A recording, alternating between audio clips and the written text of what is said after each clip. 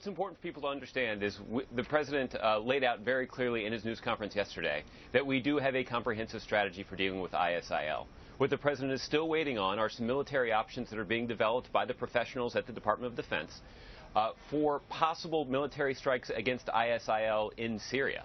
But when it comes to our strategy for dealing with ISIL in Iraq, the president's been very clear about what that strategy is, and it starts with pushing Iraq's political leaders to take the kinds of steps that are necessary to form an inclusive government, to unite that country, to counter the threat that's posed by ISIL in their country. The United States is no longer going to be in a position under this commander-in-chief to be responsible for the security situation in Iraq. What we're going to do is we're going to support the Iraqi people so they can take responsibility for providing for security in their own country. So, Josh, you say the president was saying that what we don't have yet is a comprehensive strategy for dealing with ISIS or ISIL, as you say, in Syria, but we do have one in Iraq. Here's the thing. ISIS has been in Syria for quite a long time. How can you have a comprehensive strategy for dealing with ISIS at all if it doesn't include Syria? Well, because, John, what the situation is simply this. Military action is one component of a broader strategy. The president has authorized military action against ISIL in Iraq. The president has not, at this point, authorized military action against ISIL in Syria. Those plans are currently under development by the Defense Department. The president's not going to authorize military action in Syria without a plan and before we're ready. But what we have been engaged in for quite some time is implementing a comprehensive strategy for dealing with ISIL that starts with putting together an Iraqi government that can unite the country to confront that threat. It includes supporting, training, and equipping Iraqi and Kurdish security forces so that they can take the fight to ISIL on the ground in their country. It includes engaging regional governments who have a clear interest, a clear vested interest in making sure that ISIL can't wreak havoc and perpetrate terrible acts of violence in their backyard. It involves the President of the United States engaging with world leaders to unite the world against this threat. And it includes the president authorizing military strikes in Iraq to protect American personnel, to avert humanitarian disasters, and to try to mitigate the terror threat that ISIL poses. So the president has implemented a very comprehensive strategy. The president talked about all of this at the beginning of his news conference yesterday. The one thing that we have not yet determined is exactly what the smartest path is in terms of pursuing a military strategy in Syria against ISIL. That continues to be an open question.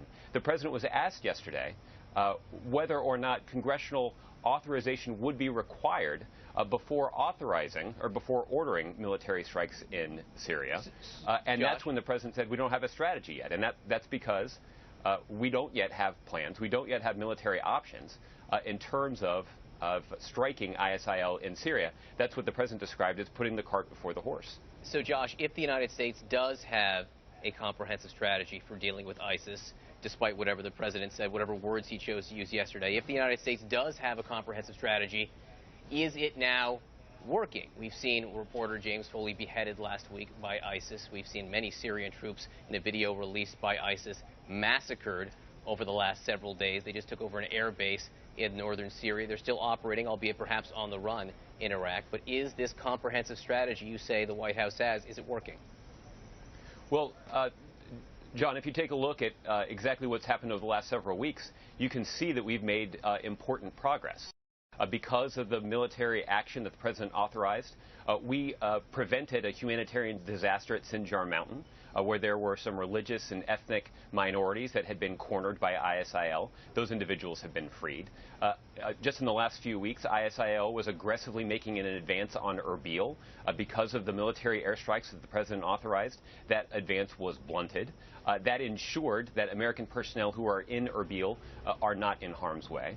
Because of the American support for Iraqi and Kurdish security forces, they were able to retake Mosul Dam, a critical piece of infrastructure in Iraq, from ISIL. And on the political front, we've seen the Iraqi political leaders start to make some of the difficult decisions. Prime Minister Maliki stepped away from the process, and in his place, another Shia candidate assumed the reins as prime minister of that country, and they've set about the hard work of forming a cabinet so they can have the kind of inclusive government that will be required to unite that country to face the threat. If you look at just the last 3 weeks or so, John, those four important things have happened, and that is evidence that this strategy that the president has put in place is making progress to try to mitigate the threat that's posed by this situation. But there's no question that there's a lot more work to do, and we're engaged in a strategy to continue it. Did the president just announce to ISIS leaders that he has no intention to strike them with military action in Syria in the next few days or weeks? The president made clear that he is not going to authorize military action in Syria before there is a good plan in place for dealing with the military options that we have in Syria. So I don't know what kind of message this sends to ISIL. I know it sends a very clear message to everybody around the world and to the American people that the president is not going to go off and order military action in Syria without a very specific plan for what that action is going to look like and what we hope to accomplish. With all due respect, once Josh, that plan is in place, then the president will certainly reserve the right to take that action to protect the American interests and to protect the American people. With all due respect, I think the fact that you're still out this morning talking about it shows that it wasn't exactly a clear message that was sent on Syria, but I don't want to let you go before talking. With all due respect, John, anybody who looked at the news conference and looked at the president's opening remarks saw very clearly that he laid out this strategy. So you're welcome to focus on whatever aspect of the news conference you would like, but if you want to actually understand what the president's trying to communicate, I would encourage you to take a close look at his words. And we have, and we would like to talk about